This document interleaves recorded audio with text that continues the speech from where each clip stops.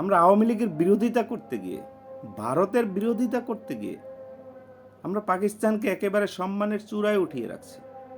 আসলে কি আমাদের কাছ থেকে পাকিস্তান এত সম্মান পাওয়ার যোগ্যতারা? অতীত ইতিহাস কি বলে? পাকিস্তান আমাদের সাথে কি করেছিল? সেগুলো ভুলে গেলে কি চলবে? আসলে আমরা বাঙালি জাতি হিসাবে কি চলতে পারবো? আর আচ্ছা, পাকিস্তানের সাথে এত প্রেম করে লাভ কি আমাদের? পাকিস্তান আমাদেরকে কি দিতে পারবে? পাকিস্তানের বর্তমান অর্থনীতি কি? পাকিস্তানের বর্তমান সামাজিক অবস্থান কি? তাদের দেশের আইনশৃঙ্খলা পরিস্থিতি কি?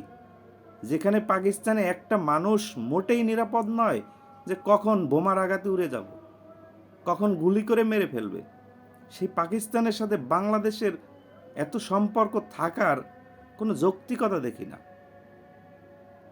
সরকার যা করছে করছে, তো সাধারণ মানুষ আমরা যারা আওয়ামী লীগের বিরোধিতা করেন, আপনারা আওয়ামী লীগের বিরোধিতা করতে গিয়ে, ভারতের বিরোধিতা করতে গিয়ে পাকিস্তানের প্রতি প্রেমটা একটু বেশি হয়ে গেল আমার মনে হচ্ছে।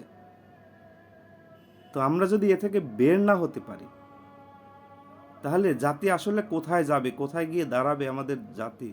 আমরা আমাদের অর্থনীতি, আমাদের সমাজ, আমাদের সংস্কৃতি, আমাদের প্রশাসনিক অবকাঠামো ঠিক ধরে রাখতে পারবো? এটা আমার মনে হচ্ছে না।